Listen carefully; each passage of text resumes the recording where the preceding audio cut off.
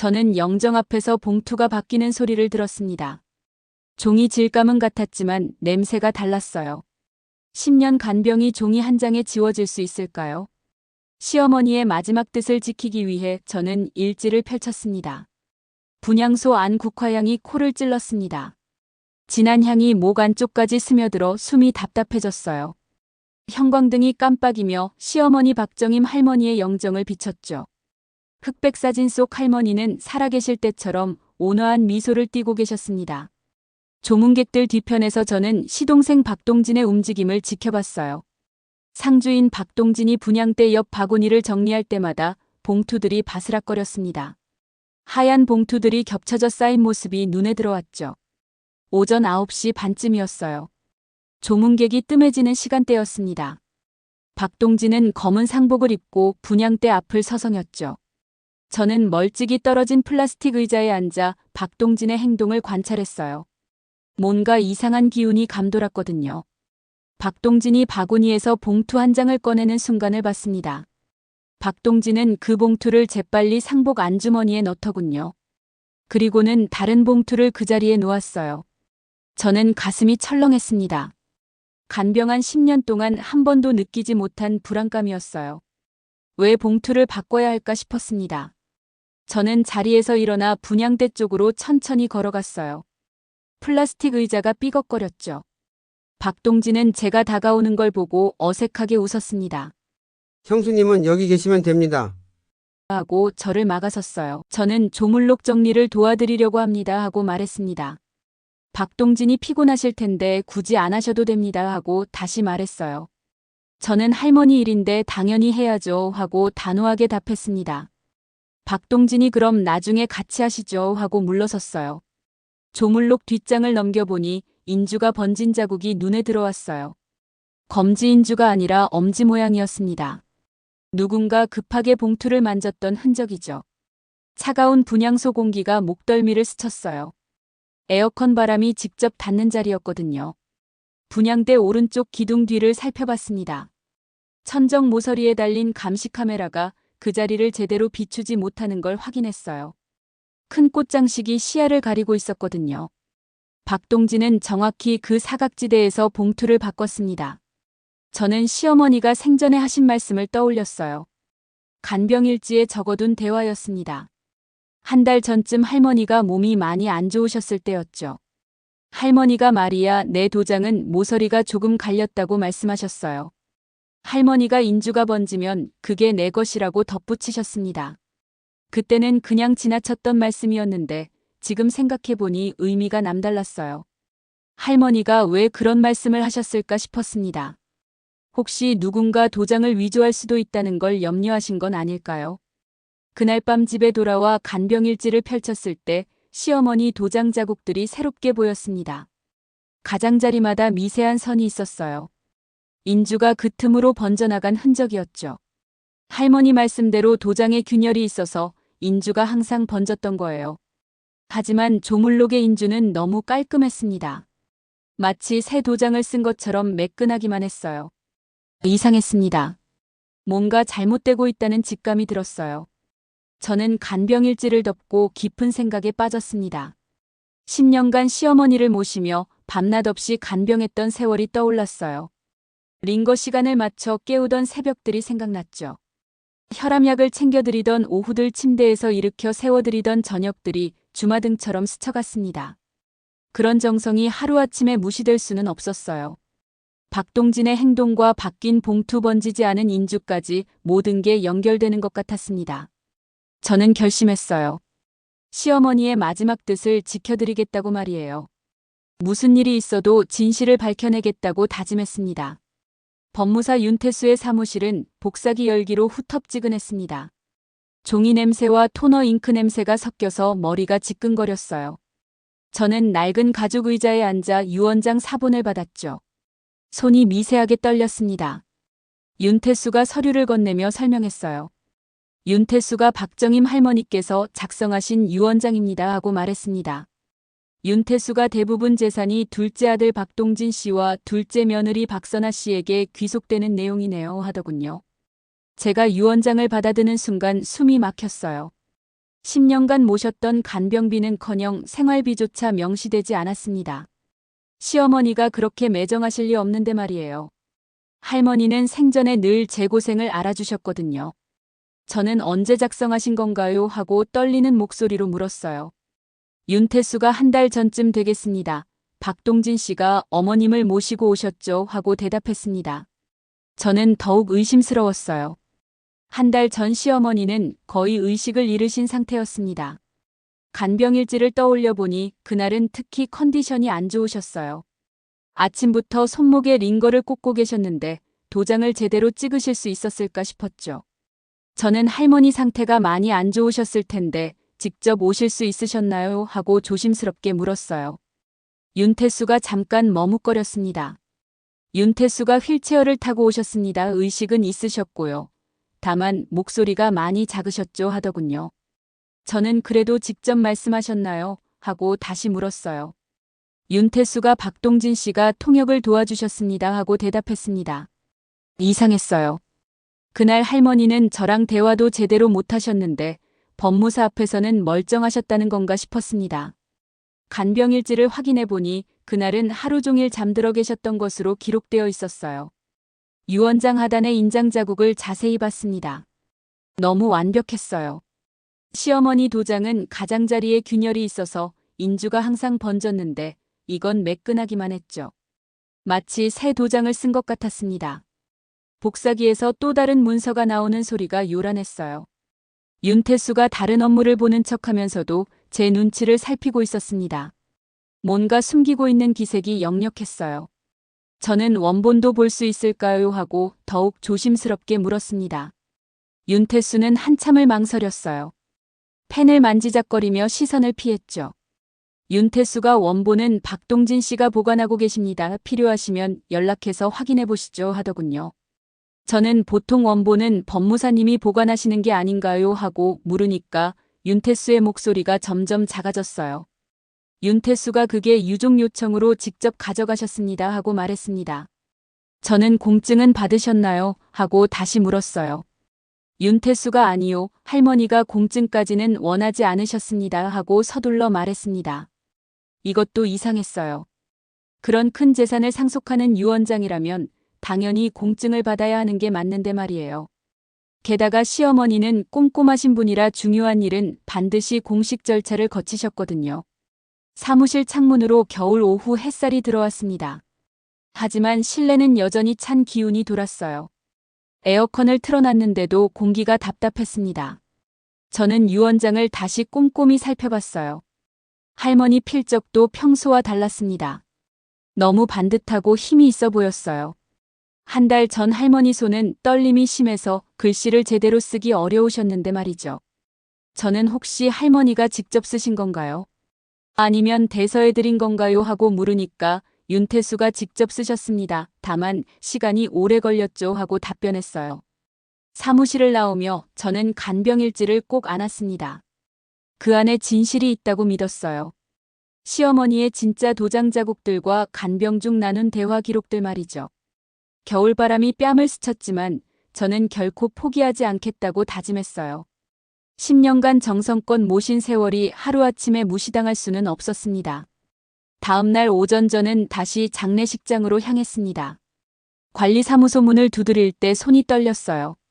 하지만 진실을 밝혀야 한다는 생각뿐이었습니다. 관리인이 조문객이 감시 카메라를 왜 보려고 하세요? 하고 의아해했어요. 50대 남자였는데 회의적인 표정을 지었습니다. 저는 분향소에서 물건을 잃어버렸다고 둘러댔어요. 저는 어제 분향할 때 반지를 떨어뜨린 것 같아서요. 혹시 누가 주워가지 않았나 해서 확인하려고 합니다 하고 말했습니다. 관리인이 한숨을 쉬며 모니터를 켰어요. 관리인이 몇 시쯤이었나요? 하고 물어서 저는 9시 반에서 10시 사이요 하고 답했습니다. 화면에 어제 분향소 모습이 나타났습니다. 제 짐작이 맞았어요. 분향대 오른쪽 기둥과 꽃장식 사이 공간은 완전히 사각지대였어요. 카메라 각도로는 그곳에서 일어나는 일을 전혀 포착할 수 없었습니다. 저는 여기 이 부분은 안 보이네요 하고 화면을 가리키며 말하니까 관리인이 원래 그래요 기둥이 각도를 가리거든요. 설치할 때부터 그 부분은 사각지대였습니다 하고 설명했어요. 저는 여기 틈새로 사람이 지날 수 있나요? 하고 물으니까 관리인이 몸을 옆으로 돌리면 가능하죠 하더군요. 관리인이 가끔 조문객들이 꽃을 만지려다 그리로 비집고 들어가요. 그럴 때마다 주의시키는데 말 안 듣는 사람들이 있어서 골치예요 하고 말했습니다. 관리인의 답변에 저는 확신을 얻었어요. 박동진이 정확히 그 사각지대를 이용해서 봉투를 바꿔치기 했을 거였습니다. 저는 어제 그 시간대에 특별한 일은 없었나요? 하고 물었죠. 관리인이 글쎄요. 조문객이 적은 시간이라 별일 없었는데 하면서 화면을 되돌려 봤어요. 관리인이 상주가 분향대 정리하는 게 보이네요 하더군요. 화면 속 박동진이 바구니 주변을 서성이는 모습이 나타났어요. 하지만 정작 중요한 순간은 사각지대에 가려져서 보이지 않았습니다. 분향소로 돌아가 실제 동선을 확인해 봤어요. 기둥에서 꽃상자까지의 거리는 약 1m 정도였습니다. 바구니가 놓인 위치는 기둥에서 오른쪽으로 반 미터 떨어진 지점이었어요. 사람이 몸을 옆으로 돌리면 충분히 비집고 들어갈 수 있는 공간이었습니다. 박동진이 어제 했던 움직임을 머릿속으로 재현해 봤어요. 조문객들에게 인사하다가 자연스럽게 기둥 뒤로 몸을 돌렸던 모습 말이에요. 그때 바구니 안봉투를 바꿔치기 했을 거였습니다. 찬 공기가 손끝을 시렸어요. 분향소 에어컨이 너무 강하게 틀어져 있었거든요. 하지만 저는 더 이상 무력하지 않았습니다.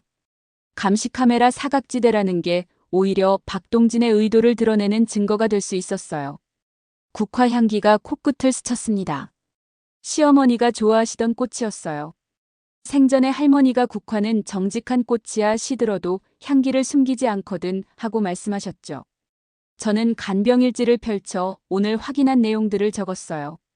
기둥 위치, 꽃상자 간격, 카메라 각도, 사각지대 범위까지 세세하게 기록했습니다. 나중에 필요할 수도 있는 정보들이었어요. 분향소를 나서며 저는 박동진이 왜 하필 그 시간 그 장소를 선택했는지 생각해봤습니다. 조문객이 가장 적은 시간대, 카메라가 포착하지 못하는 사각지대. 자연스럽게 접근할 수 있는 동선까지 모든 게 계산된 것 같았어요. 이제 증거 수집은 거의 끝나갔습니다. 다음은 증인을 찾아야 했어요. 최영분 할머니는 장례식장 맞은편에서 떡집을 운영하고 계셨습니다. 80에 가까운 나이지만 정정하셨고 장례식장 단골 조문객이기도 했어요. 저는 최영분 할머니를 찾아가 어제 일을 물어봤습니다. 저는 분향소에서 이상한 걸 못 보셨어요? 하고 조심스럽게 물었어요. 떡집은 팥 끓는 냄새로 가득했습니다. 달콤하면서도 구수한 향이 코를 간지렸어요. 최영분 할머니는 큰 솥을 젓다가 손을 멈추고 저를 바라봤죠. 최영분 할머니가 이상한 거라 하면서 턱을 괴며 생각했어요. 최영분 할머니가 그러고 보니 시계가 멈춰 있더라고 하더군요. 분향소 벽걸이 시계 얘기였습니다. 최영분 할머니는 시간 보는 습관이 있어서 어딜 가든 항상 시계를 확인했거든요. 나이가 들수록 시간에 민감해진다고 하셨어요. 저는 몇 시에 멈춰 있었어요? 하고 물으니까 최영분 할머니가 9시 17분이었어. 근데 실제로는 거의 10시가 다 됐을 때였지. 내 손목 시계랑 비교해봤거든 하고 기억이 또렷했습니다. 그때가 바로 박동진이 봉투를 바꿨던 시간이었어요. 멈춘 시계 때문에 카메라 시간 기록과 실제 시간 사이에 착오가 생겼을 거였습니다. 혹시 박동진이 의도적으로 시계를 멈춘 건 아닐까 하는 생각이 들었어요. 최영분 할머니가 그리고 또 뭔가 이상했는데 하면서 이마를 짚었어요. 최영분 할머니가 상주띠를 다시 매는 사람을 봤어. 보통은 한 번 매면 그대로 두는데 말이야 하더군요. 저는 가슴이 뛰었습니다. 박동진이 봉투를 바꾼 후 상주띠를 다시 정비했다는 뜻이었어요. 급하게 움직이느라 띠가 흐트러졌을 거였습니다. 저는 정확히 언제쯤이었나요? 하고 물으니까 최영분 할머니가 시계가 멈춰 있었으니까 정확한 시간은 모르겠지만 조문객이 별로 없을 때였어. 상주가 혼자 분향대 앞에 있을 때 말이야 하고 기억을 더듬었어요. 저는 혹시 다른 것도 보신 게 있나요? 하고 더 물었습니다. 최영분 할머니가 상주가 뭔가 종이 뭉치 같은 걸 주머니에 넣는 걸 봤어. 분향대 쪽에서 뭔가를 집어들더라고 하더군요. 겨울바람이 떡집 문틈으로 들어왔습니다. 국화 냄새도 함께 따라왔어요. 장례식장에서 넘어온 향이었겠죠. 최영분 할머니는 김이 모락모락 나는 팥죽을 저으며 말을 이었어요. 최영분 할머니가 근데 왜 그런 걸 물어보나 뭔가 문제라도 있었나 하고 물으니까 저는 사정을 간단히 설명했습니다. 유언장의 이상한 점들 바뀐 봉투 도장의 차이점까지 차근차근 말씀드렸어요. 최영분 할머니의 표정이 점점 굳어졌습니다. 최영분 할머니가 그런 일이 있었구나. 박정임 할머니가 얼마나 착한 분이셨는데 자식들한테 그런 대접을 받다니 하고 고개를 저었어요. 그게 바로 바뀐 봉투였을 거예요. 박동진이 원래 있던 봉투를 가져가고 새 봉투를 놓았던 거였습니다. 최영분 할머니가 증인이 필요하면 언제든 나서겠어. 옳지 않은 일은 바로잡아야지 하고 제 손을 꼭 잡았어요. 저는 최영분 할머니의 따뜻한 손길에 눈물이 날 뻔했습니다. 든든한 동지를 얻은 기분이었어요. 혼자가 아니라는 사실이 큰 힘이 됐습니다. 떡집을 나서며 저는 이제 마지막 퍼즐 조각만 남았다는 생각이 들었어요. 팥죽 냄새가 코끝에 남아 있었습니다. 최영분 할머니의 따뜻함처럼 마음을 든든하게 해주는 냄새였어요. 박선아의 손버릇을 알게 된 건 우연이었습니다. 저는 장례식장 로비에서 박선아가 봉투를 정리하는 모습을 지켜봤어요. 처음엔 그냥 부지런한 며느리라고 생각했습니다. 그런데 자세히 보니 이상했어요. 박선아는 봉투를 만질 때마다 오른손 엄지로 모서리를 톡톡 튕겼습니다. 습관적인 동작이었어요. 몇 개월 전 제사 때도 똑같이 했던 걸 기억해냈습니다. 더 중요한 건 박선아의 엄지에 늘 인주가 묻어 있다는 점이었어요. 저는 선아 씨 봉투 정리 좀 도와드릴까요 하고 다가가며 말했습니다. 박선아가 언니 괜찮아요. 거의 다 끝났어요. 하고 웃으며 답했어요. 하지만 제가 지켜보자 살짝 경계하는 눈빛을 보였습니다. 로비는 사람들로 붐볐어요. 조문객들이 오가며 인사를 나누는 소리, 아이들 뛰어다니는 발소리, 핸드폰 벨소리가 뒤섞였습니다. 그 소음 속에서도 저는 박선아의 움직임에만 집중했어요. 박선아가 바구니에서 봉투를 꺼낼 때 저는 주의 깊게 살폈습니다. 역시나 엄지로 모서리를 튕기는 버릇을 반복했어요. 그럴 때마다 미세한 인주 자국이 봉투에 묻었습니다. 어제 조물록에서 본 엄지 인주 얼룩도 똑같은 방식으로 생겼을 거였어요. 박선아가 봉투를 만지면서 남긴 흔적이었습니다. 저는 인주가 참 많이 묻어있네요. 하고 넌지시 말했어요. 박선아가 이거요. 편집 도장 찍을 일이 많아서요. 잘 안 지워져서 고민이에요 하고 손을 뒤로 감추며 대답했습니다. 그 순간 저는 확신했어요. 조물록의 인주 자국이 바로 박선아 것이라는 걸 말이에요. 저는 당장 따져 묻고 싶었지만 참았습니다. 성급하게 움직이면 증거를 없앨 수도 있었거든요. 대신 박선아의 행동 패턴을 더 관찰하기로 했어요.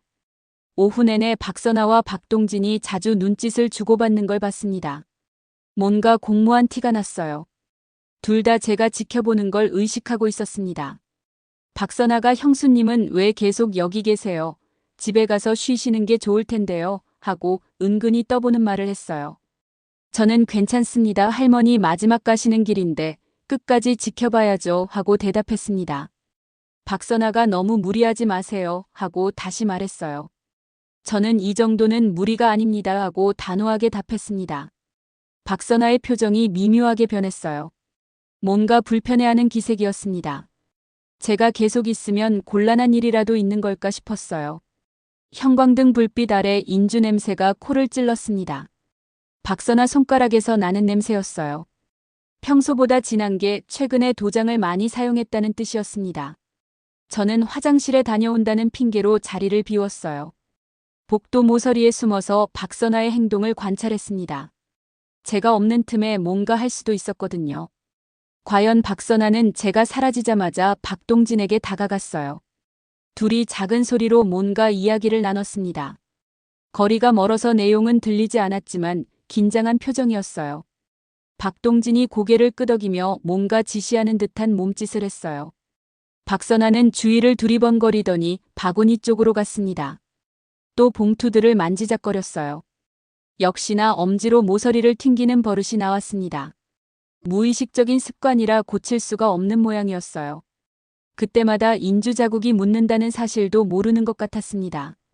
저는 간병일지에 오늘 관찰한 내용을 꼼꼼히 적었어요.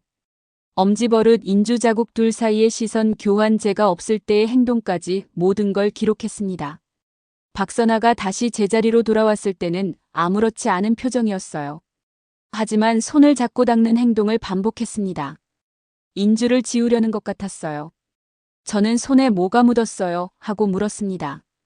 박선아가 볼펜 잉크가 묻어서요. 하고 어색하게 웃었어요. 하지만 저는 이미 다 봤습니다. 볼펜 잉크가 아니라 인주였다는 걸 말이에요. 해가 지면서 장례식장 분위기도 점점 무거워졌어요. 형광등 불빛이 더욱 차갑게 느껴졌습니다. 하지만 저는 포기할 생각이 없었어요. 내일이면 발인이었습니다. 그때까지 더 확실한 증거를 확보해야 했어요. 시어머니의 마지막 뜻을 지키기 위해서라면 무엇이든 할 각오였습니다. 발인 당일 새벽 5시 저는 간병일지를 다시 펼쳤습니다. 시어머니 박정임 할머니의 도장 자국이 찍힌 페이지들을 하나씩 확인했어요. 각 페이지마다 날짜와 함께 할머니가 직접 찍으신 도장이 선명하게 남아 있었습니다. 매번 가장자리에서 인주가 번진 흔적이 똑같이 나타났어요. 도장 모서리 균열 때문이었습니다. 하지만 유언장의 인주는 그런 번짐이 전혀 없었어요. 부엌에서 김 끓이는 소리가 들렸습니다. 김장김치 우린 물에 미역을 넣고 끓이는 구수한 냄새가 집안에 퍼졌어요. 새벽 공기는 차가웠지만 저는 각오를 다졌습니다. 오늘이 마지막 기회였거든요. 7시에 장례식장에 도착했을 때 이미 사람들이 모여 있었어요. 발인 준비로 분주한 분위기였습니다. 상조회 직원들이 관을 연구차에 옮기고 있었고 조문객들은 마지막 작별 인사를 위해 줄을 서고 있었어요.